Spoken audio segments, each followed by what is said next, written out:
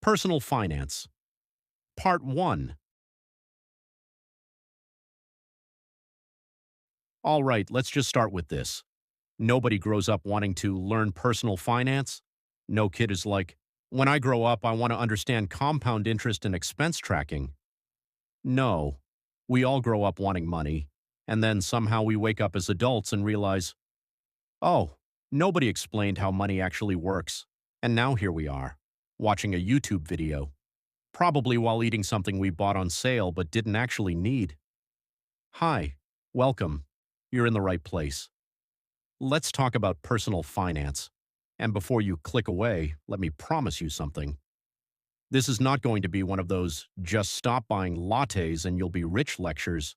Because if that worked, every exhausted person with a reusable coffee cup would already own 3 rental properties and a yacht.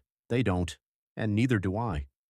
So let's do this the honest way. First real talk moment right out of the gate. Personal finance is not about math. It's not about spreadsheets. It's not even really about money. It's about behavior and emotions and habits and the stories you tell yourself at 2 a.m. when you're scrolling and thinking, I deserve this because you had a hard day.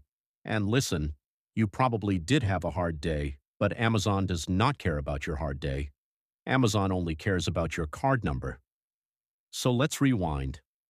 Most of us learned about money in exactly 2 ways.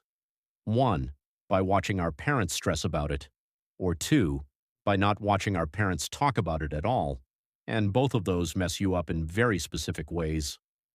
If your parents fought about money, you probably associate money with anxiety. If your parents never talked about money, you probably associate money with mystery. Either way, nobody sat you down and said, hey, here's how income, spending, debt, saving, and investing actually fit together. They just said things like, be careful. Money doesn't grow on trees, and my personal favorite, we can't afford that, with absolutely no explanation of what that meant.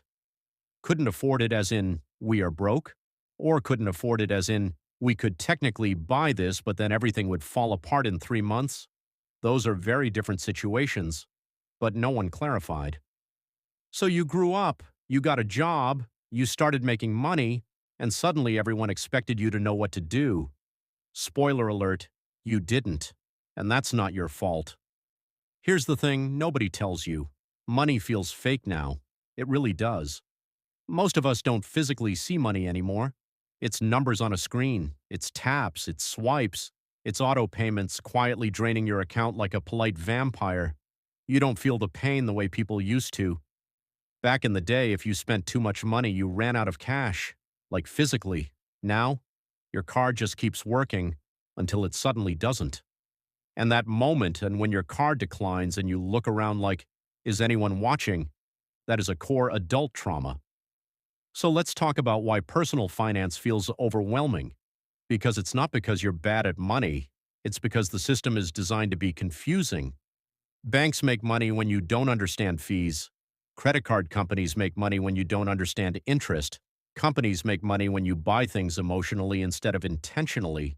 And social media makes money by showing you people who look rich, not people who are rich. That distinction matters. Because a lot of what we think is financial success is actually just financial performance. It's cosplay, nice car, nice apartment, nice vacations, zero savings, maxed out credit cards, low-key panic at night. That person isn't winning.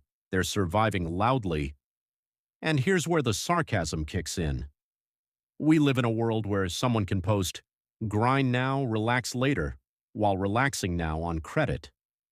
So before we talk about budgets and debt and investing and all that good stuff, we have to reset the way we think about money.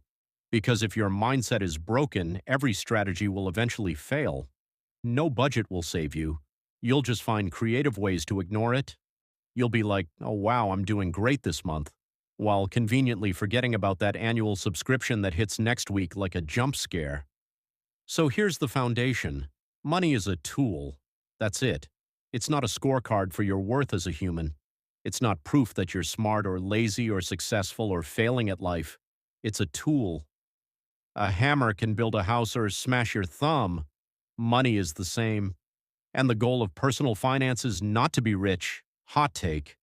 The goal is to be free, free from panic, free from constant stress, free from making every decision based on what if something goes wrong. Because here's another truth. Most people are not stressed because they don't make enough money. They're stressed because they don't know where their money is going. There's a difference. I've known people making six figures who are one inconvenience away from chaos, and I've known people making way less who sleep just fine. It's not about the number, it's about control, and control starts with awareness. Which brings us to the most boring, most powerful sentence in personal finance. You cannot manage what you do not track. I know, I know. Tracking sounds awful. You're imagining spreadsheets, receipts, Excel formulas that look like alien languages. Relax. Tracking does not mean turning your life into a finance reality show. It just means knowing the truth. Because right now, if I asked you, where did your money go last month? You'd probably say something like, rent, food, stuff, life. That's not an answer. That's vibes. And vibes are expensive. So let's zoom out even more. Personal finance has five main pillars: income, spending, debt, saving, investing. That's it. Everything else is just commentary. And we're going to go through all of them, slowly, honestly, and without pretending you're going to wake up tomorrow as a minimalist monk who never wants anything again. Because you will still want things. You're human.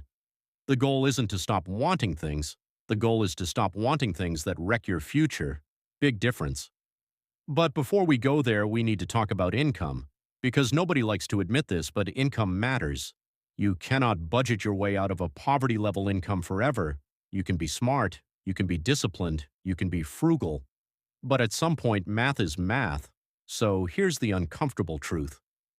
Personal finance advice often skips this part because it's messy. But increasing your income is one of the most powerful moves you can make.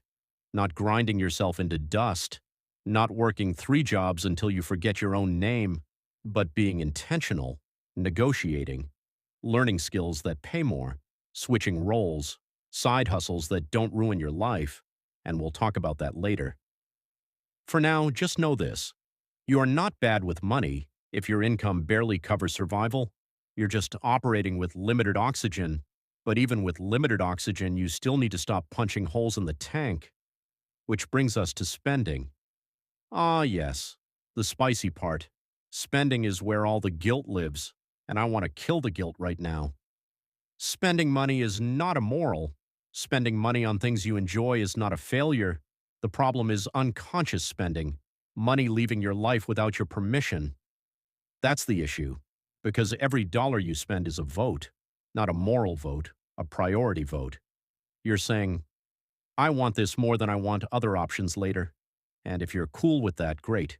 If you're not, that's where we adjust. But here's the trap. People think budgeting is restriction. It's not. Budgeting is deciding. It's saying, I choose this so I'm not surprised later. A budget isn't a cage. It's a plan. And most people don't have a plan. They just hope. Hope that nothing breaks. Hope no emergencies happen. Hope their future self figures it out.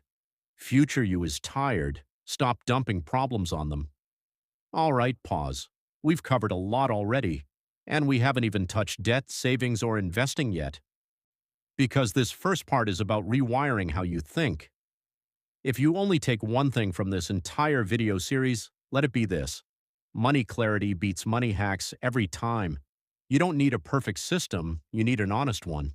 And in the next part, we're going to get very real about spending. Like why you keep buying things you don't remember ordering, why subscriptions are silently winning, and how to build a spending system that doesn't feel like punishment. So take a breath. You're not behind. You're not broken. You're just learning something most people never slow down to understand. Part 2 is coming.